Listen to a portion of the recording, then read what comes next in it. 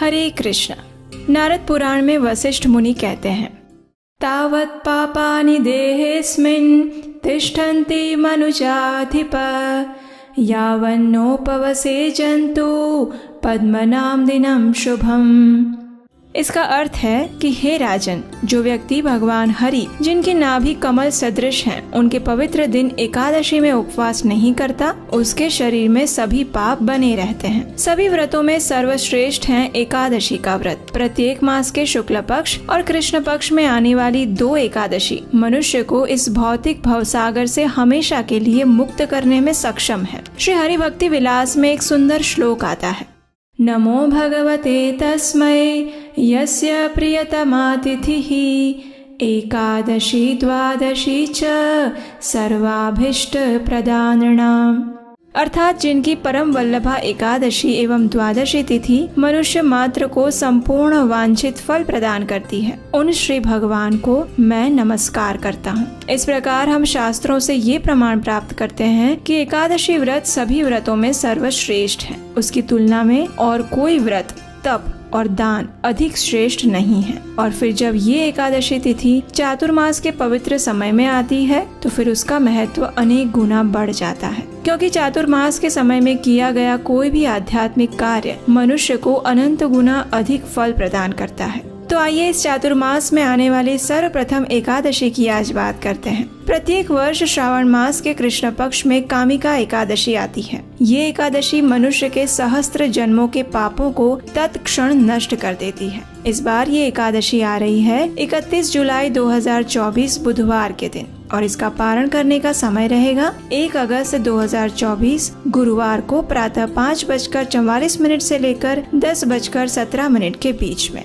ये ऐसी विशेष एकादशी है जिस दिन तुलसी देवी की पूजा आराधना करने का विशेष महत्व है। इस दिन तुलसी देवी के दर्शन करने से, उनका स्पर्श करने से और उन्हें प्रार्थना अर्पित करने से जीव समस्त बाधाओं से मुक्त हो जाता है। उनके समक्ष बैठकर हरे कृष्ण महामंत्र का जप करने से, उन्हें जल अर्पण करने से और उनकी प्रदक्षिणा करने से मनुष्य को यमराज के दर्शन कभी नहीं करने पड़ते। और यदि कोई भगवान केशव को इस दिन नव अंकुरित तुलसी मंजरी अर्पित करता है तो वह अपने पूर्व और वर्तमान जन्म के सभी पापों से मुक्त हो जाता है। तुलसी देवी की अगर कोई व्यक्ति जाने या अनजाने में भी कोई सेवा कर लेता है तो उसे भगवान श्री कृष्ण की भक्ति निश्चित रूप से प्राप्त होती है, और इसमें कोई संशय नहीं है, क्योंकि ऐसा ही कुछ हुआ था आज से कुछ वर्षों पूर्व रशिया में। आइए अब आपको वो सुंदर प्रसंग सुनाते हैं। ये घटना अरुण लोचन नाम के एक 30 वर्षीय रशियन भक्त के जीवन में घटित हुई थी। जब अरुण लोचन एक बालक थे तो उनकी माता ने अनजाने में ही तुलसी के पौधों को विकसित किया और रशिया की तीव्र सर्दी में भी उसकी देखभाल करते रहे। प्रारंभ में तो उन्हें लगा कि ये भी अन्य पौधों की तरह एक सामान्य पौधा है, लेकिन धीरे धीरे उन्हें तुलसी देवी की आध्यात्मिक शक्ति का अनुभव होना प्रारंभ हुआ। कुछ समय बाद वे तुलसी देवी से इतनी आकृष्ट हुई कि अन्य पौधों की तुलना में वे सबसे अधिक देखभाल और सेवा तुलसी के पौधे की करने लगी। समय के साथ उन्हें इस बात का अनुभव हुआ कि तुलसी सेवा से उनका जीवन शांत और अविक्षुब्ध हो गया है। अपनी माता को तुलसी सेवा करते देख अरुण लोचन भी उसके प्रति आकृष्ट हुआ और उसने भी माता की सहायता करते हुए तुलसी सेवा करना प्रारंभ किया। अनजाने में ही की गई तुलसी सेवा के कारण उन्हें अज्ञात सुकृति प्राप्त हुई और कुछ समय बाद वे इस्कॉन के कुछ भक्तों से मिले जो कि मार्गों पर श्रील प्रभुपाद की पुस्तकें बेच रहे थे। अरुण लोचन ने उनसे कुछ पुस्तकें खरीदी और उन्हें पढ़ना शुरू किया। श्रील प्रभुपाद की पुस्तकों ने उनके जीवन को परिवर्तित कर दिया। उनकी माता ने भी इन पुस्तकों को पढ़ा और वे भी कृष्ण भावनामृत की ओर आकृष्ट हुई। कुछ समय बाद अरुण लोचन मंदिर में पूर्णकालीन भक्त के रूप में जुड़ गए और वहां जाकर उन्हें और उनकी माता को पता चला कि जिस पौधे की वे अनजाने में ही सेवा कर रहे थे वे स्वयं भक्ति प्रदायिनी तुलसी देवी थी। इस प्रकार तुलसी देवी के प्रति उनकी श्रद्धा और दृढ़ हुई। अरुण लोचन जिस मंदिर में सेवा करते थे उस यूरोलावा के मंदिर में वास्तव में वेदी पर तुलसी देवी के चित्र की ही पूजा की जा रही थी, क्योंकि वहाँ ठंड के कारण तुलसी देवी विकसित नहीं हो पा रही थी। लेकिन वहीं दूसरी ओर अरुण लोचन के घर में उनकी माता के द्वारा अनेक तुलसी के पौधों को बड़े ही भक्ति और प्रेम से विकसित किया गया था। अरुण लोचन ने अपनी माता से विनती की कि वे तुलसी के पौधे मंदिर में दे जाएं। जिससे भक्तगण उनकी विधिवत पूजा कर सके। अरुण लोचन की माता ने न चाहते हुए भी तुलसी के पौधों को मंदिर में अर्पित कर दिया और आज भी वहाँ तुलसी देवी की सभी भक्तों द्वारा सेवा पूजा हो रही है। इस प्रकार हम देख सकते हैं कि अगर अनजाने में भी की गई तुलसी सेवा से इतना बड़ा लाभ मिलता है, तो अगर कोई व्यक्ति पूर्ण श्रद्धा और भक्ति भाव पूर्वक आराधना करे तो उसे कितना अधिक फल प्राप्त होगा। और विशेषकर जब एकादशी पर तुलसी देवी की पूजा उपासना की जाती है तो भगवान श्री कृष्ण की अधिक कृपा मिलती है, क्योंकि भगवान को अपने से अधिक अपने भक्त प्रिय हैं और तुलसी देवी उनकी सबसे प्रिय और नित्य पार्षद है। जब कोई भी बद्ध जीव इस भौतिक संसार से मुक्त होकर आध्यात्मिक जगत में जाता है तो सबसे पहले तुलसी देवी ही उसका स्वागत करती है और वही उस जीवात्मा को भगवान श्री कृष्ण के पास लेकर जाती है। उनकी कृपा के बिना किसी को भी कृष्ण भक्ति या सेवा प्राप्त नहीं हो सकती। इसलिए इस कामिका एकादशी पर तुलसी सेवा का विशेष महत्व है। कामिका एकादशी एक ऐसा दिन है जो उसके पालन कर्ता को कभी नष्ट न होने वाला पुण्य फल प्रदान करता है। जो भी व्यक्ति इस दिन भगवान श्री कृष्ण को तुलसी पत्र अर्पित करता है उसे 200 ग्राम सुवर्ण या 800 ग्राम चांदी दान करने के समान पुण्य प्राप्त होता है।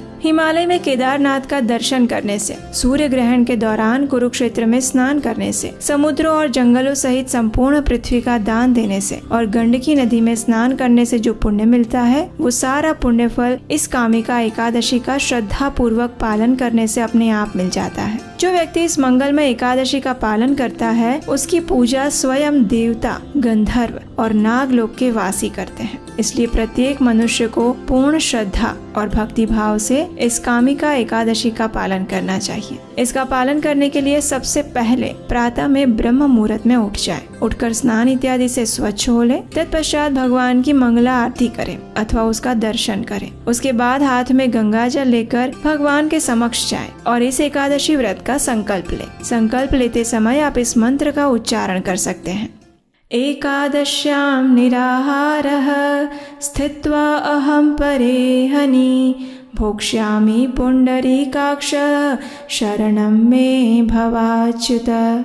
अर्थात हे कमल के समान नेत्रों वाले भगवान अच्युत, मैं संकल्प लेती हूँ कि संपूर्ण अन्न का त्याग करके मैं इस एकादशी व्रत का पालन करूँगी। कृपया आप मुझे अपनी शरण प्रदान करिए। संकल्प लेते समय अगर आप संपूर्ण संस्कृत मंत्र नहीं बोल सकते तो सिर्फ अनुवाद भी पढ़ सकते हैं। उसके बाद तुलसी देवी की पूजा करें, उन्हें आवश्यकता अनुसार जल अर्पण करें। हाँ, एकादशी में भी तुलसी देवी को जल अर्पित कर सकते हैं। इसके विषय में हम पहले भी अनेक वीडियोस बना चुके हैं, वो आप देख सकते हैं। तो उसके बाद तुलसी देवी के समक्ष घी का दीपक अर्पित करें, धूप और पुष्प अर्पित करें और उनकी कम से कम 3 बार प्रदक्षिणा करें। अब उनके समक्ष बैठकर हरे कृष्ण महामंत्र का जप करें, यानी हरे कृष्ण कृष्ण कृष्ण हरे हरे, हरे राम राम राम हरे हरे। इस महामंत्र की कम से कम 8, 16, 25 माला का जप करें। एकादशी के दिन संपूर्ण दिन उपवास का पालन करें। इस दिन किसी भी स्थिति में अन्न, दाल, चावल, गेहूं या उससे बने हुए कोई भी खाद्य पदार्थ ना खाएं। आवश्यकता लगे तो दूध, फल, ड्राई फ्रूट्स या एकादशी प्रसाद बनाकर भी खा सकते हैं। संपूर्ण दिन में अधिक से अधिक भगवान श्री कृष्ण की कथा सुनें, भगवत गीता और श्रीमद् भागवतम का पठन करें और अपनी चेतना को सात्विक बनाए रखें। अगले दिन निर्धारित समय पर योग्य विधि अनुसार इस कामिका एकादशी का पारण करें। और ये पालन करने की विधि क्या है, ये जानने के लिए आपके अपने इस चैनल को सब्सक्राइब करें, क्योंकि यहीं पर हम वो लेकर आएंगे। आप हमारे व्हाट्सएप और टेलीग्राम ग्रुप से भी जुड़ सकते हैं, जहां हम नियमित रूप से एकादशी और बाकी सभी चीजों की रेगुलर अपडेट्स देते रहते हैं। अगर आपको हमारे द्वारा किया जा रहा सनातन शिक्षा के प्रचार का ये प्रयास अच्छा लग रहा है तो आप हमें आने वाले प्रोजेक्ट कृष्णायन के लिए भी अपना आर्थिक योगदान भेज सकते हैं। स्क्रीन पर नंबर दिया गया है। ये एक एनिमेशन स्टोरी प्रोजेक्ट है जो कि श्रीमद् भागवतम पुराण से यथारूप में लिया गया है और ये आपके तथा बच्चों के लिए बहुत ही ज्ञानप्रद और मनोरंजक साबित होगा। इसका अधिकतर कार्य पूर्ण हो चुका है, लेकिन इसे पूरा करने के लिए और आप तक पहुंचाने के लिए अगर आप हमारी सहायता करेंगे तो हम जल्द से जल्द इसे आप तक पहुंचा पाएंगे। तो चलिए इस चातुर्मास की अत्यंत पवित्र कामिका एकादशी का पूर्ण श्रद्धा और निष्ठा से पालन करते हैं। अपने मन, शरीर और चेतना को भगवान श्री कृष्ण के चरण कमलों में समर्पित करते हैं। हरे कृष्ण।